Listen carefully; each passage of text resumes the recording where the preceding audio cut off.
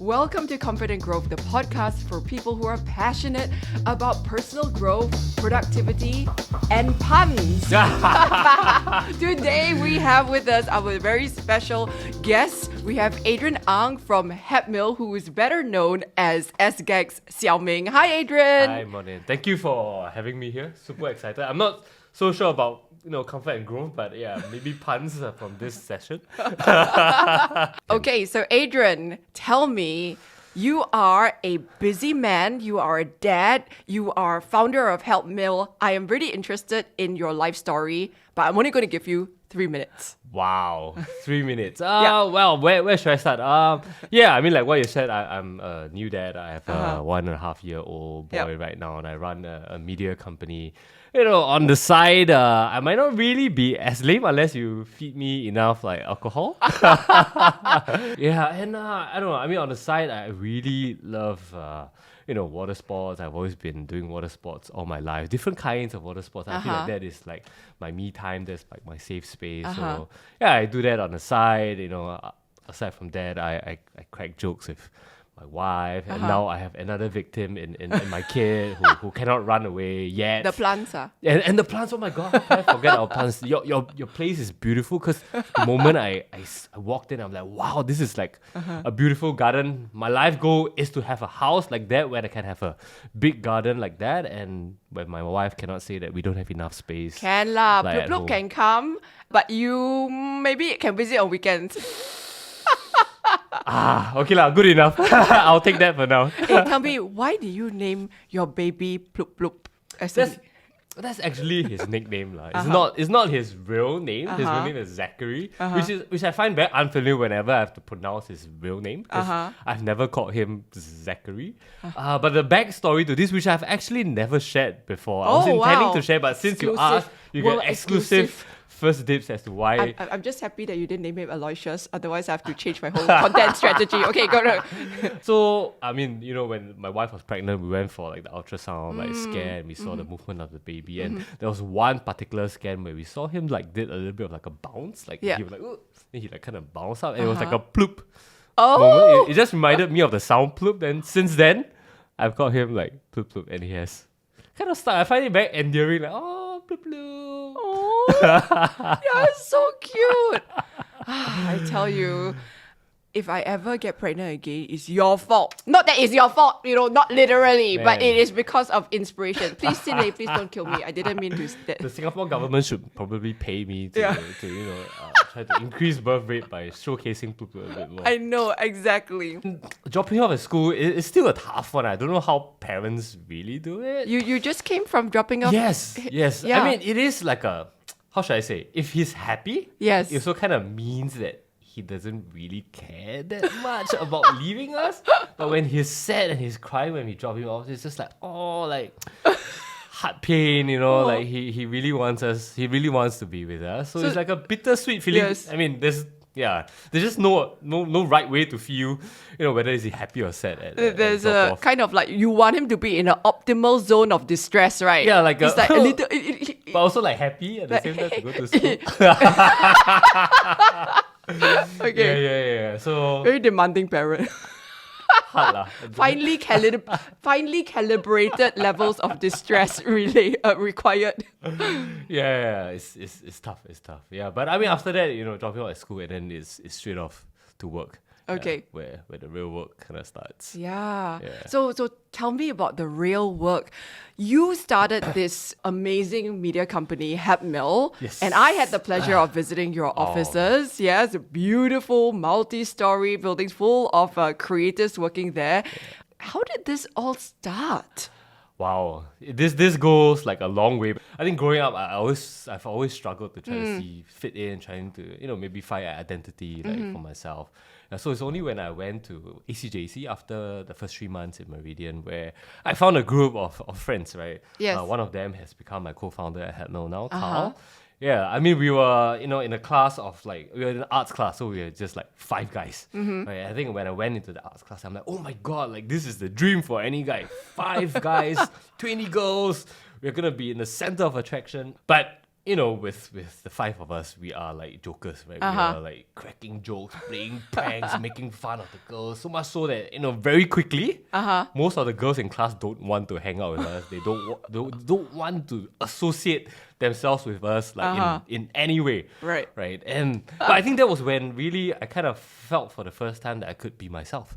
Right. I have a bunch of people and friends who really, we share so much chemistry. And with this kind of things, it's like, the more people do it with you, the more encouraged you want to do a little bit more. Yes. And that's where I kind of develop my sense of humor. I become like maybe a little bit more confident about who I am and the kind of jokes that I'm cracking, even though they might be lame jokes or bad jokes. Yeah, so quickly moving on from like JC was, I went to NS, and after that we went to university. And one of my friends from JC, Carl, we also went to the same university together, SMU. And truth be told, I was never a good student. Okay, I mean in terms of grades, I was doing okay, but I've never really been somebody who was very interested. Yeah, so I was always one of those students who was sitting at the back of the class. And back then, 12 years ago, memes first became like a thing. Okay. Right, 9gag first became something that was popular. Yes. Right? And, when I found out about 9gag and found out about memes, I fell in love with it. Because it is something that is so simple. Like memes are so simple, it's so ugly, yet it's so relatable and it is so funny. It's something that anybody with the correct idea, with the right idea, can create a meme. Like you don't need to be an artist, you don't need like crazy editing software to make it happen. So I was really in love with memes. I spent a lot of time consuming memes in school. Right? So when the professor is talking, I'll make sure that I choose, if there's like the furthest seat away from the professor, I'll definitely be there. Right. Unless somebody takes it, I'll be so angry with that guy. Why do you take my seat? So I was always at the back of the class, consuming all this kind of like, stupid content. And sometime in 2012, something happened in Singapore. Right? Singaporeans love like McDonald's curry sauce. Like, I love McDonald's. I love it. I love it. Right? It's essential. It's like a thing. It is. And in 2012, right, McDonald's announced on their Facebook page that they have ran out of McDonald's curry sauce because of some production issue. Okay. Right, and the internet like blew up. National crisis. National crisis. Like on Twitter, on Facebook, people were like commenting like, RIP McDonald's curry sauce. How am I gonna eat my McNuggets now? Like curry sauce, McNuggets is not the same without the curry sauce. Yes. Like, and they were complaining, and there was just all sorts of buzz that was being generated. Oh my god, and that's so Singaporean. Yeah. I mean, Okay. people were in a way stomping like McDonald's because they ran out of curry sauce. And that was sitting at the back of the seminar room in SMU. And, I was like, why not? I would just create a meme. Right, so I created a very simple meme, just used like, one of those meme templates that was trending online. It was just a guy with like an anguished like face, like, And I just put like the word like McDonald's, like, why curry sauce? Okay. So I made that meme. I'm like, okay, where do I post it? Should I post it on my own Facebook profile? But I don't want my friends to kind of judge me for, why would you post like a meme on your Facebook profile? Right. Then I was like, should I post it on 9gag? But it's such a local thing, it's a Singapore thing. Like the community wouldn't get it. So I was like, you know what? Starting a Facebook page is free. Okay. Let's just start a Facebook page, post a meme there. Call it whatever, right? I mean, 9gag was popular. I was like, what should I call it? I didn't put too much thought into it. I was like, maybe I call it like SGAG. I don't know. Maybe it sounds like a Singaporean version of what 9gag is trying to do. So I created a page, posted a meme. After a day, we got like 200 likes. I'm like, well, that's not too bad. That's more than a photo that I post and the kind of likes that I get with a selfie. Okay, that's not too bad. Let's just keep going and see where it goes. And I think we were right place at the right time in that year. Wow, Singapore has so much like drama that was like happening, right? There was haze. I mean, recently there was haze. Yes. But back then the haze was crazy. Like the entire CBD feels like a ghost town. Like we're in Genting or Silent Hill or something. So we made a lot of memes out of that. Yes. There was Orchard Road flooding. Yes. Right, remember? Oh, yes, entire yes. Starbucks Bonding. Yeah, bonding. So we made a lot of memes. We, Photoshop people canoeing down like Orchard Road. There was hail. Yes. Yeah, there was hail, and there was this lady. Oh, the grape. Drop like grapes. Yeah, so there was really a lot of material, like meme-worthy material. So we were just You made the drop like grapes meme? That was you? We screenshot and we just quoted the lady lah. I mean, she did most of the work by saying that line. This is true. Yeah, so there was really just a lot of this material for us to kind of make memes of. And I think Singaporeans appreciated what I was trying to do because, I mean, it became like almost like an outlet for a lot of the frustrations that they're feeling with day-to-day life. Like, I can laugh at my own problems. Yes, it doesn't solve the problem, but at least I kind of have a good laugh out of it. And I think that is how it really got traction in the early years. The inception, origin story. Origin story. And then when did you think that, oh wow, this could be a business and a serious business at that? I mean, I did it for fun, right? I never thought that it was going to be something of a career or like a business. I was just really just doing something that I like. But I remember my mom coming to ask me like, hey, this meme thing or Facebook thing that you're doing, for every like, do you get $1? I'm like, so Asian mom. I'm like, no, nothing at all, like zero. So it's like, so why are you doing it? I'm like, for fun. So that I mean, in a way, got me thinking because I was in the final few years of my university. My friends are all thinking about what kind of career they're moving into, and it got me to question like, okay, where do I take this? Right? How can I continue doing this? I remember posting a Facebook status like in 2013 that says, if only I could make a living out of making people laugh, that would be great. Right. Yeah, it was really a lofty dream that I had no clue how to kind of achieve because nobody has done that, especially in those early days of like social media. And so we tried a lot of things, me and my buddy. We tried selling, very typical things, right? To try to see how can we monetize the community that we have. Yes. So we sold T-shirts, right? And it was based off like a meme. There was the late LKY, right? And he had like a signature like photo, like post, like he was pointing, and then it was a very vulgar one, right? It's like a you don't jibai. Oh, okay. Right, so there was a meme template. So every time somebody does something stupid in Singapore, we'll reply with that meme template. Like, you don't jibai. So we decided to print that very vulgar quote on a T-shirt just for fun. Yes. And overnight, it sold like 2,000 shirts. Oh my goodness. Oh my God. We suddenly become like a blog shop. Like, we were like packing T-shirts, we were writing vulgar love bonito. Yes. Sorry, Rachel. Yeah, so I mean, we became like a little bit of like a factory chain like overnight. And me and Carl, we were just like, are we gonna do this for the rest of our lives? How many T-shirts can we print and sell? Sounds like a fun project. But I don't think we can do this for a living. Yeah, so I think that got us to start really thinking about like what are other ways that can we turn this into like a proper business. And we really didn't figure out for like a good 1 to 2 years. Okay. So we're just going nowhere. But sometime in 2015, there was another epic incident, right? And this time it was an international incident. North Korea was on the brink of war with South Korea. Because I mean, tension has always been high. But I think there was something that happened that really escalated the entire situation. Right. And what happened was Scoot, right, our local like airline, right, Yes. for some weird reason, they decided to have like a discounted ticket to Seoul at that point in time. Right. And to me, I'm just like, why would you do that? Like, are you trying to, get bizarre. Singaporeans to lose their lives or what? Like, why would you do that, right? Yes. So I made a meme out of that to kind of poke fun at them. Yes. Right. And in that meme, there was a reaction which says like, it's like a Korean / Hokkien vulgarity that I kind of created. It's like, kanina seyo Scoot. Are you trying to send Singaporeans a one-way ticket there to die? Oh. So I posted that meme. It went viral. So no brands before that has engaged like SGAG before. Okay. But for the first time, Scoot, right, after we posted that meme, decided to reply in the comments and say that, hey, SGAG admin, right, if you're actually going to fly to Seoul, right, with Scoot, we'll sponsor your return ticket back to Singapore so that it's not a one-way ticket there for you to die. So that generated a lot of buzz. I mean, I think that comment got like 1,000-2,000 likes or something like that. Yeah. So we didn't, I mean, it was, I mean, like, when we saw it, we were like, oh, okay, cool. I mean, in a way, you kind of turn a little bit of a PR crisis into something that was quite fun and engaging. We didn't think too much about it. The next day, we suddenly received like a DM from somebody from Scoot. It's like, hey, we want to invite you down to our office for coffee. Then when we received that, we didn't really think of it as something that's positive because in Singapore, right, when you invite somebody down for coffee, it's always like interrogation. like a bad thing, right? Yes. Getting investigated. Lim Kopi. Lim Kopi at like Cantonment or something. We're like, oh my God, are they gonna sue us or something like that? I mean, we're just uni kids wanting to have fun.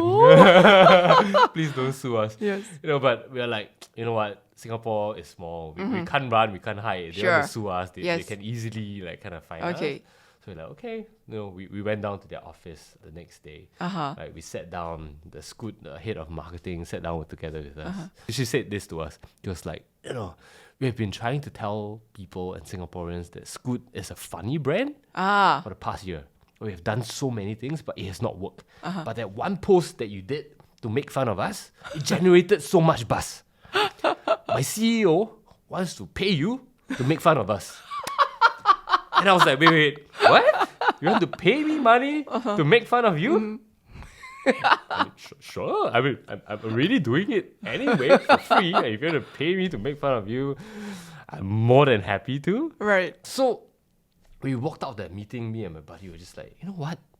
I think maybe we have found something. Yes. We have found something here that actually is, special with like our brand. It marries like, content with social media, with advertising, with entertainment for the fans. And the pop culture. Yeah. And maybe we have found something that nobody else is kind of doing, and maybe it can be something that's disruptive to this entire industry. And that, I would say, is that pivotal moment. Wow. Right, for us, from a business point of view, where it has sculpted a little bit of like, the way that we have structured the business now. I think in today's day and age is what we call branded content or content marketing. But 7-8 years ago, this thing that didn't exist like at all. And just to give our viewers a sense of like how big is your business now? We are about 200 people strong across 6 different countries in Southeast Asia. Wow, that's Singapore incredible. being our biggest office. All from a curry sauce meme. All from a curry sauce meme. So thank you, McDonald's, for running out of curry sauce, and for Scoot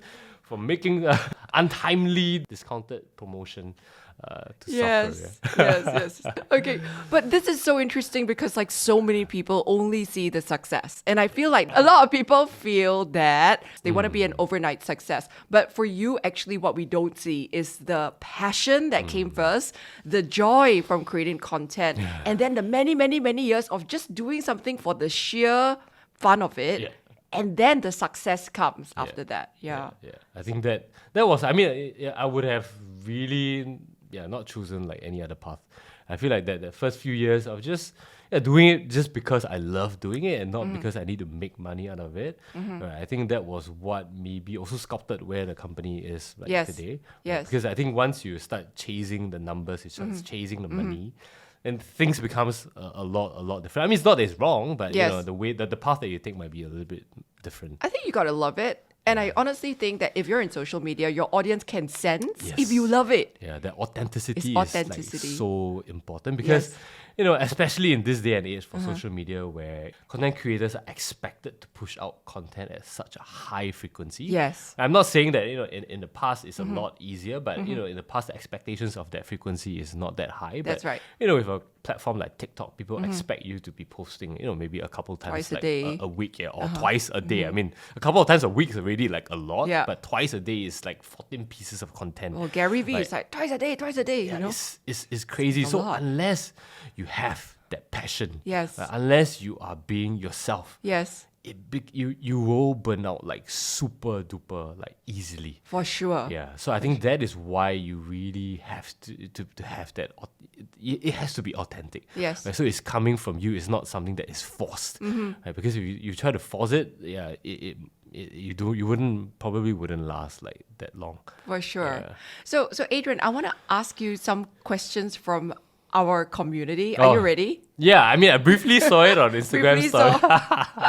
You have a lot. Interesting You have a lot. questions. Okay, so there are questions that you can answer either one word, one sentence, or a little bit longer, but don't feel like you have to, Elaborate. tell a lot, okay? Yeah. Do you share housework with your wife? To be completely open and honest, we got a helper ever since we Yes. got like a kid. Yeah, but back then, Yes. before we got a helper, Yes. actually I'm the one who does most of the housework. Oh, modern man. Okay lah, I mean it's also because I kind of like enjoy it sometimes. Interesting. Yeah, I mean I think this has got to do with like just having time. I mean especially now that we are working, like just time to do brainless things. Okay, yes. I feel like it is a form of relaxation. Yes, it like empties for the me. cache. Yeah, it's like I don't have to think. I'm just doing Okay. something. What's your favorite chore? Mopping. Mopping. Yeah, mopping is really, really quite fun. I must confess, I have never freaking mopped in my life. Since my primary school days where they forced us to mop the classroom, I don't think I mopped since. Really? Yeah, you must show me how to mop one day. Sounds good. I can tell you, wow, it's like after you mop, then you put your feet there and the kind of, wow, it's Very shook. It's shook. ASMR. Because vacuum is like, you can't see what you have. Oh, but vacuum is like vacuum hair. Wow, because my wife dropped a lot of hair. I realized after moving in with my wife, right, after we got married, that wow, ladies really drop a lot of hair. Yes. And wow, it's like, how is it that you still have hair on the head when you drop out like so much hair? So when I vacuum it up, all the hair gone. Okay. Do you also make lame jokes with yourself when no one is around? With myself, I mean, it is because I've been doing this for a while, and it's always trying to see, how can I be inspired by my environment? Like when I think of this lame joke. So I don't really crack them to make myself laugh.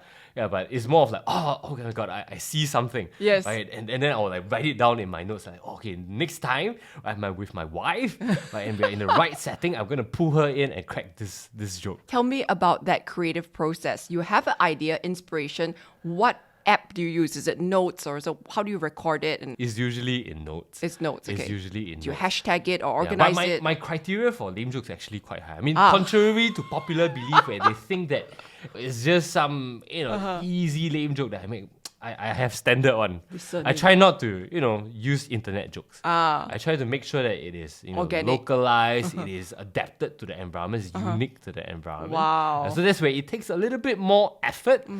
Yeah, so that's why it was very challenging during the COVID period. Yes. Yeah, when we had the lockdown and suddenly I'm just stuck at home. Yes. And I have to be really, really creative with Yes. using of the space. Yes. Literally, I'll be walking to my storeroom because storeroom is a place where there's the most number of variety of items.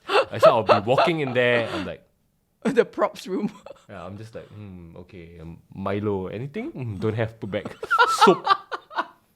Anything? Don't have. So I'll be literally looking through item by item to see whether I can make a joke out of it.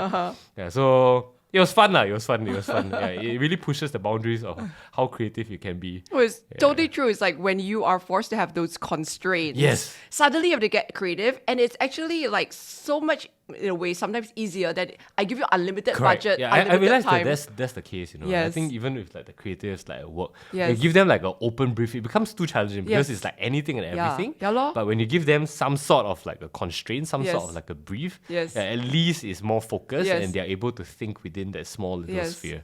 Do you ever fear being cancelled on social media? In the early days, yes. I mean, in the early days, I think SGAG, to be honest, was a lot cheekier than what we are like right now. I think we Yeah. have like toned down like super a lot, right? Because I think back in the days, like I said, internet was a little bit of like a wild, wild west. Yeah. We define like our own rules. Nobody say what is right or wrong. Yes. So we would be like poking fun at people Yes. and companies. That is obviously good fun for me. Yes. For the audience, people like such things. Yes. But I think over time, we also realize that we have a social responsibility in the way that because of the influence that we have, we want to be teaching people the right things, the right Wholesome things. lah. Wholesome Yeah, things. wholesome. And also the fact that, we are operating as not just a troll page, right? We're just doing it for fun. If we actually, want to work with brands, want Yes. to work with like agencies and partners, we have to conduct ourselves in the right way. Yeah, so that is where, a couple of years after we started, we decided to take this element of making fun out of our entire like DNA. Oh, Yeah, interesting. so we can like have fun, we can be funny, right? But let's take making fun out of like this DNA of content that we are So creating it's not because personal. yeah, because making fun is there's always like a subject. There's somebody that you're laughing at Yes. or about. So I think that is how we have kind of changed or reworked like our strategy so that in a way we will not be cancelled. Also because we want to be responsible with the content. I have a little sort of confession. Yeah. I am actually always fascinated by funny people who have a very complex sort of interior. Like- is that me? Are you trying to say that I I'm was a talking. shallow I interior? was talking about Jim Carrey. Yeah. I agree. No, but yeah, I mean like Jim Carrey, like Robin Williams, Yeah. people who are funny and known for being funny men, but then they also have like all this interior complexity, Yeah. which I think of you as well, Adrian. And actually, that was part of the reason why I invited you on the podcast, is because, okay, you're successful, you're obviously killing it at work, but there's that element also where you are unexpected. You do things that buck social norms. So, and you are a modern man. So one of the things that fascinated me was kind of like when I did a Google on you, you asked me to come to your company for a meeting. So of course, like responsible person, I have to Google you lah and figure out what you're about. Google you, and then like the first few hits are all about you speaking about courage, grief, vulnerability, miscarriage. And this was totally shocking for me. Like, I have never Googled a founder, before a business meeting and seen all this stuff. So it was really interesting because a lot of our community wanted to ask you questions relating to men and emotions, because it is so rare to find, particularly in Singapore, a man that doesn't treat emotions like a dirty word. You know what I mean? Yeah. So you talked about how you struggled with, this painful chapter in your life and the miscarriage, and, you went through hard times. How did you process? That period of time was, a very emotionally overwhelming period, because, it is a very intense feeling that kind of like just got dropped on you in a very short amount of time. And, the swing from happiness to extreme grief, that was a very big like swing. And like I've shared many times with people I've talked to, it was a struggle. I wouldn't say that it was a period where I dealt with the emotions or grief very well, but I think there were like different phases of it. I think when we first found out about the news, that the overwhelming sadness definitely hit you like right on the spot. But I think the big struggle that I have was this baby that we supposedly had for like 8 to 9 weeks. It is baby kind that of, you did have. Yeah, we did have that. It is kind of here, but not here. Yes. So do we acknowledge it as a life or a loved one that we actually have? Or do we say that, it's not really counted like as a loved one that we that is a part of our life? I think that psychological, mental struggle to try to make sense of that was tough. Yes. Yeah, in psychology, there's this concept called ambiguous grief. So ambiguous grief is a loss of something that you can't quite articulate because it's there and it's not there. So a miscarriage is an ambiguous loss. Or for instance, like the research has been done where people had missing relatives in a war, for example, sons that didn't come back after a war. And those that actually had sons who died and they were actually able to see the body and they were able to have a funeral and process, they were actually better off than the people who were left kind of wondering like about a question mark, like you don't know where to place and you don't know what exactly to feel. Yes. Yeah, so I think that was exactly what I went through. And, when we really eventually shared, I shared like the incident or the episode with the community that I have built. Yes.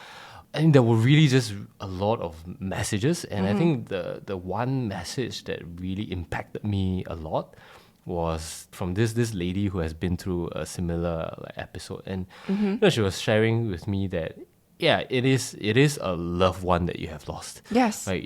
You don't need to kind of like bury it or ignore or minimize it, right? You just treat it as really the fact that you lost someone, and you should grieve, that loss in whatever way you think is necessary, however long you need to take, and whoever you need to kind of grieve with. And I felt like that gave me some sort of peace and maybe a little bit of that calmness, that I don't have to struggle with that, and now I can really allow myself to feel whatever I feel, because I have lost someone that was dear to me, even though it was for a very short period of time. Absolutely. Yes, that really helped me in that very early stage of just dealing with this new episode. Right. So I think with my wife, I feel like that was a big part of how we managed to deal with something that was so, in a way, traumatic. When this happened, your friends must have been around you, trying to support you, trying to help you. And I'm very curious, like, how did men talk about emotions and support you? For men, I feel like having some like whiskey. Yeah.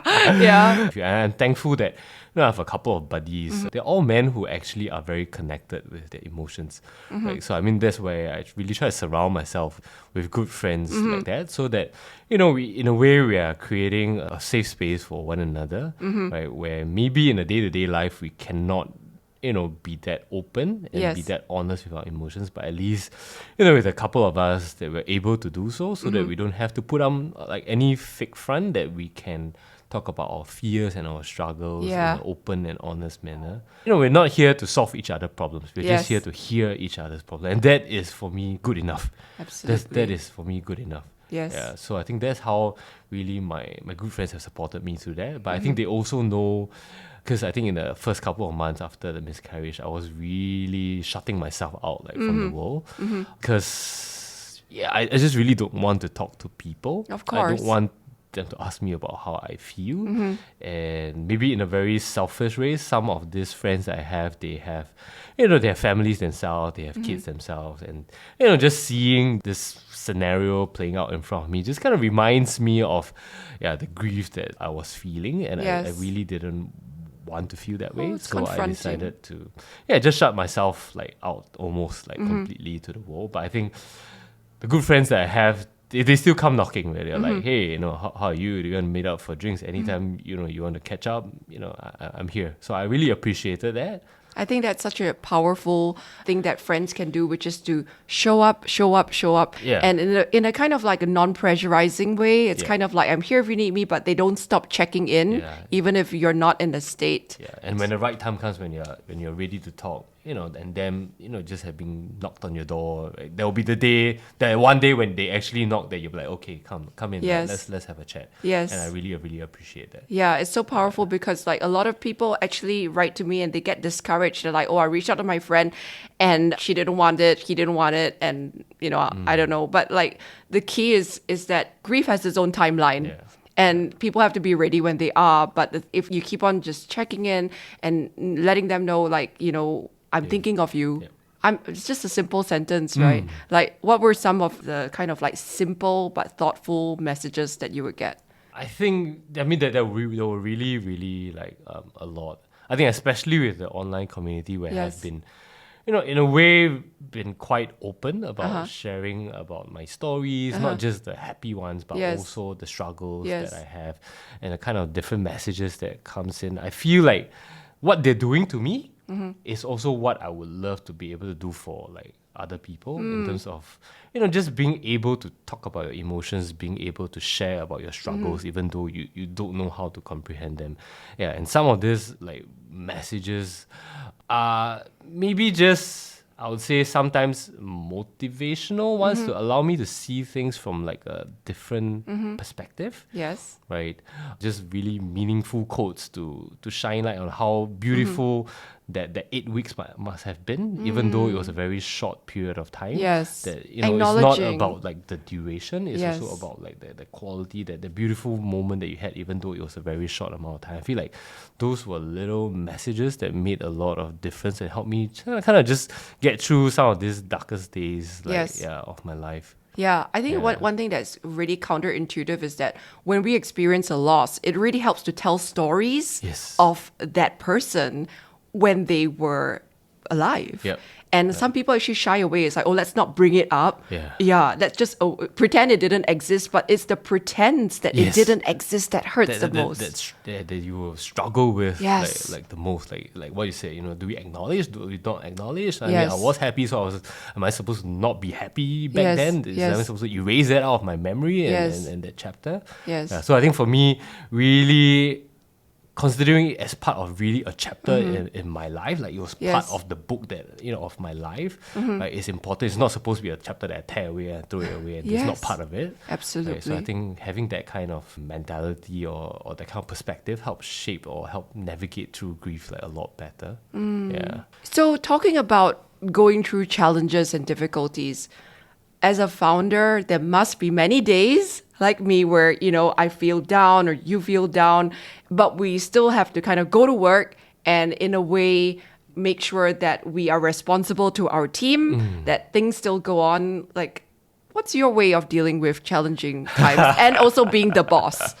That is honestly still, I would say, a work in progress. Yes. Like for me, I wouldn't claim that I have figured it out, especially, and I'm such an emotional person. Right? I feel a lot. I think, Yeah. in my line of work, maybe that helps because I'm a creative. I Yes. feel a lot, so therefore, I'm able to write, more interesting stories. So that works for work. Yeah, but I also tend to feel a lot when it comes to negative things that happen in life or at work.